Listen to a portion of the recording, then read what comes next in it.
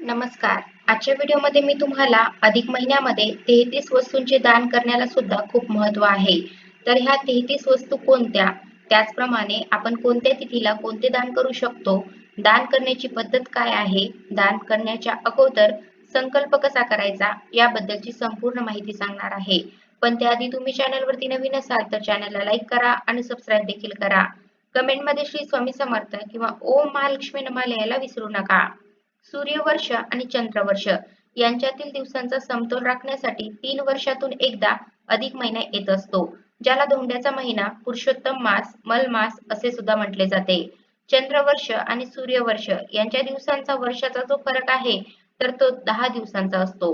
म्हणजे चंद्रवर्षाचे दिवस आणि सूर्यवर्षाचे जे दिवस आहेत तर यांच्यातील 10 दिवसांचा फरक हा प्रत्येक वर्षी येत असतो आणि 3 वर्षानंतर हा फरक 30 दिवसांचा होतो. त्यावेळेला एक अतिरिक्त महिना येतो.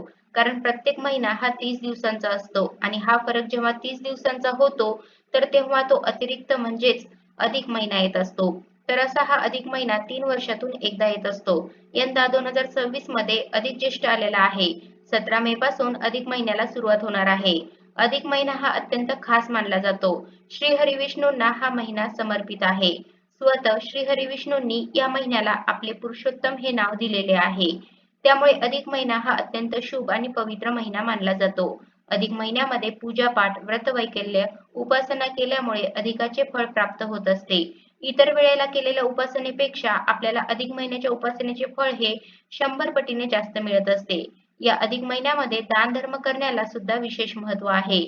अधिक महिन्यामध्ये 33 वस्तूंचे दान करण्याला सुद्धा महत्त्व आहे. तर ह्या 33 वस्तू कोणत्या? त्याचप्रमाणे आपण कोणत्या तिथीला कोणते दान करू शकतो? याची संपूर्ण माहिती आजच्या व्हिडिओमध्ये पाहणार आहोत. अधिक महिना म्हणजे हिंदू पंचांगामधील एक विशेष महिना आणि हा महिना जप, तप, दान, व्रत तर यासाठी विशेष आहे. तर 33 वस्तू दान करणे म्हणजे काय? तर 33 हा अंक जो आहे तर तो 33 कोटी देवदेवतांशी जोडलेला आहे. त्यामुळे या अधिक महिन्यामध्ये 33 या संख्येला विशेष महत्त्व आहे. आता आपण 33 वस्तूंचे जे दान आहे तर ते आपण या अधिक महिन्यामध्ये आपल्याला ज्या दिवशी शक्य आहे तर त्या दिवशी करू शकतो. आता हे दान करत असताना दान करण्याची पद्धत काय आहे? तर शक्यतो आपण गरीब, गरजू व्यक्तींना हे दान करत असतो. त्याचप्रमाणे आपण ब्राह्मणांना दान करू शकतो. मंदिरामध्ये आपण दान करू शकतो आणि दान करत असताना आपल्याला निस्वार्थ भावनेने आणि मनोभावे आपल्याला हे दान जे आहे तर ते करायचं आहे. दानाचे महत्त्व काय आहे? तर दान केल्यामुळे पापांचा नाश होतो. आपल्या जीवनामध्ये सुख, शांती आणि समृद्धी वाढते. त्याचप्रमाणे आध्यात्मिक प्रगतीसाठी आपल्याला मदत होते आणि अधिक महिना हा भगवान विष्णूंना समर्पित आहे. या अधिक महिन्यामध्ये दानधर्म केल्यामुळे श्री हरी विष्णू यांची कृपा आपल्याला प्राप्त होते. त्यांच्या आशीर्वादाने आपल्या जीवनात काही समस्या असतील तर त्या नष्ट होत असतात. आता आपण हे दान करत असताना काय करायचं आहे?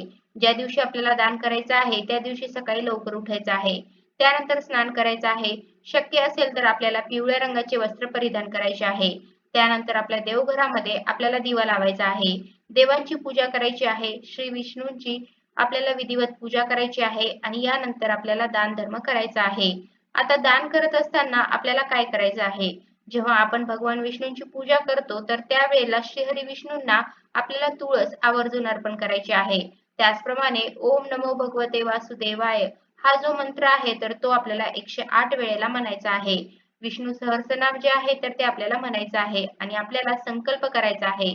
संकल्प करण्यासाठी आपल्याला हातामध्ये थोडं पाणी घ्यायचं आहे आणि आपल्याला म्हणायचं आहे की मी अधिक महिन्यात श्रद्धेने दान करीत आहे. भगवान श्री हरी विष्णू तुम्ही याचा स्वीकार करा. तर असं आपल्याला म्हणायचं आहे. म्हणजे आपल्याला संकल्प करायचा आहे आणि हे पाणी जे आहे तर ते आपल्याला एका ताम्हणामध्ये सोडायचं आहे. इतर वेळेला आपण जसा पूजेचा वगैरे संकल्प करतो तर त्याचप्रमाणे आपल्याला दान करण्याच्या अगोदर हा संकल्प करायचा आहे. त्यानंतर आपण ज्या वस्तूंचं दान करणार आहोत, जर आपण 33 वस्तू दान करणार आहोत तर एका ताटामध्ये आपल्याला ह्या वस्तू ज्या आहेत तर त्या घ्यायच्या आहेत किंवा जेवढ्या वस्तू आपल्याला दान करणे शक्य आहे तेवढ्या वस्तू घ्यायच्या आहेत आणि त्या वस्तूंवर सुद्धा आपल्याला थोडंसं पाणी शिंपडायचं आहे आणि आपल्याला आपल्या मनामध्ये म्हणायचं आहे की हे सर्व मी श्रीहरी विष्णू यांना अर्पण करतो किंवा करते.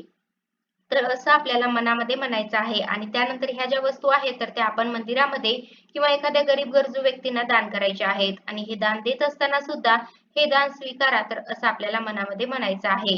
आता आपण हे दान केल्यानंतर पुन्हा एकदा आपल्याला श्री हरी विष्णू समोर बसायचं आहे आणि म्हणायचं आहे की श्री हरी विष्णू, माझ्या या दानाचा तुम्ही स्वीकार करा आणि माझ्या कुटुंबाला सुख शांती लाभू द्या.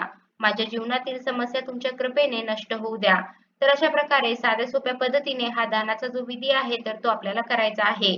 अधिक महिन्याचे जे 30 दिवस असणार आहेत तर यामध्ये आपल्याला कोणत्या तिथीला कोणती वस्तू दान करायची आहे तर हे आपण पाहणार आहोत. त्याचप्रमाणे 33 कोणत्या वस्तूंचं आपण दान करू शकतो, म्हणजे आपल्याला दररोज जर शक्य झालं तर दररोज आपण कोणती वस्तू दान करू शकतो आणि दररोज जरी शक्य झालं नाही तरी आपण एकाच वेळेला 33 कोणत्या वस्तूंचे दान करू शकतो तर हे सुद्धा आपण पाहणार आहोत. आता तिथीनुसार जर पाहायचं झालं तर बघा, प्रत्येक महिन्यामध्ये 2 पक्ष येतात. एक असतो तो म्हणजे कृष्ण पक्ष, म्हणजे पौर्णिमेच्या अगोदरचे 15 दिवस आणि एक असतो शुक्ल पक्ष म्हणजे पौर्णिमेच्या नंतरचे अमावस्यापर्यंतचे जे 15 दिवस आहेत तर ते. मग अधिक महिना सुरू झाला की पहिला दिवस तो असणार आहे प्रतिपदा तिथी. तर प्रतिपदा तिथीला आपण चांदीच्या पात्रात तुपाचं दान करू शकतो. त्यानंतर द्वितीया तिथीला काश्य पात्रात सोने दान करू शकतो. तृतीया तिथीला चणे किंवा चण्याची डाळ. चतुर्थी तिथीला खारीक. पंचमी तिथीला गूळ आणि तुरीची डाळ.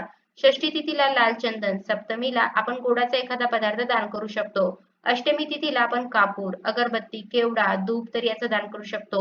नवमी तिथीला आपण केसर दान करू शकतो. दशमीला कस्तुरी, एकादशीला गोरोचन, द्वादशी तिथीला शंख, त्रयोदशीला घंटी, चतुर्दशीला मोती किंवा मोत्याची माळ, पौर्णिमा तिथीला हिरा किंवा पन्ना. तर हे झालं पहिल्या 15 दिवसाचं दान. आणि त्यानंतर पौर्णिमेनंतर मग आपण कोणतं दान करू शकतो? तर पौर्णिमेनंतरचा जो पहिला दिवस येणार आहे तर त्याला मालपुआ. त्यानंतरचा जो दुसरा दिवस म्हणजे द्वितीया तिथी तर त्या तिथीला आपण खीर दान करू शकतो. त्यानंतर दही, त्यानंतरच्या दिवशी सुती वस्त्र, त्यानंतर रेशमी वस्त्र, त्यानंतर उनी वस्त्र, त्यानंतर तूप, त्यानंतर तिळगुळ, त्यानंतर तांदूळ, त्यानंतर गहू, त्यानंतर दूध, त्यानंतर कच्ची खिचडी, त्यानंतर साखर व मध, त्यानंतर तांब्याचे भांडे आणि त्यानंतर चांदीच्या वस्तू. तर हे झालं तिथीनुसार दान. हे आपण तिथीनुसार दान करू शकतो. म्हणजे जर आपल्याला पंचमी तिथीला काही दान करायचं आहे, अधिक महिन्याची जी पंचमी तिथी आहे पौर्णिमेच्या अगोदरची, तर त्या दिवशी मग आपण गुळाचं दान करू शकतो किंवा मग नवमी तिथीला आपण केसर दान करू शकतो. त्याचप्रमाणे आपल्याला जर पौर्णिमेनंतर काही वस्तूंचं दान करायचं असेल, तर मग आपण द्वितीय तिथीला खिरीचं दान करू शकतो. तर असं आपण तिथीनुसार हे दान करू शकतो. त्याचप्रमाणे आपण 33 वस्तूंचे जे दान आहे, तर ते सुद्धा या अधिक महिन्यामध्ये करू शकतो. बघा, या अधिक महिन्यामध्ये अन्नदान, वस्त्रदान, ग्रंथदान, जलदान, दीपदान याला विशेष महत्त्व आहे. तर आपण 33 कोणकोणत्या वस्तूंचे दान करू शकतो, तर त्यामध्ये आपण ते म्हणजे अन्नदान. मग यामध्ये आपण एखाद्याला धान्य देऊ शकतो किंवा जेवायला देऊ शकतो, भोजन देऊ शकतो. त्यानंतर आहे जलदान. मग यामध्ये आपण पाण्याचं एखादं भांडं, माठ वगैरे किंवा पाण्याचा हंडा भरून एखाद्याला दान देऊ शकतो किंवा मंदिरामध्ये दान देऊ शकतो. त्यानंतर आहे वस्त्रदान. यामध्ये मग आपण कपडे देऊ शकतो, साडी असेल किंवा एखादा ड्रेस असेल. त्यानंतर तांदूळ दान, त्यानंतर तूपदान, त्यानंतर साखर, त्यानंतर गुळाचे दान, त्यानंतर मीठ, त्यानंतर तेल, दूध, गहू, दही, मध, फळे, भाज्या, सोने, चांदी, तांबे, लोखंड, जमीन, गोदान, छत्रीदान, चप्पलदान, आसन. मग यामध्ये पाट असेल, चौरंग असेल तर असं आसन दान देऊ शकतो. त्याच नंतर ग्रंथदान. मग यामध्ये आपण पुस्तकांचं दान करू शकतो. त्यानंतर आहे दीपदान, त्यानंतर धूप, अगरबत्ती, त्यानंतर आहे ते म्हणजे शयादान. मग यामध्ये बिछाना असेल, उशी असेल, चादर असेल. त्यानंतर आहे औषध, तसेच सुगंधी वस्तू आणि आपण ब्राह्मणाला दक्षिणा सुद्धा दान देऊ शकतो. तर अशा प्रकारे आजच्या व्हिडिओमध्ये मी तुम्हाला अधिक महिन्यामध्ये 33 वस्तूंचे दान करण्याला सुद्धा महत्त्व आहे. तर ह्या 33 वस्तू कोणत्या, त्याचप्रमाणे आपण कोणत्या तिथीला कोणते दान करू शकतो, दान करण्याची पद्धत काय आहे, दान करण्याच्या अगोदर संकल्प कसा करायचा, याबद्दलची संपूर्ण माहिती सांगण्याचा प्रयत्न केला आहे. कसा वाटला तुम्हाला माझा आजचा व्हिडिओ कमेंट करून नक्की सांगा. धन्यवाद.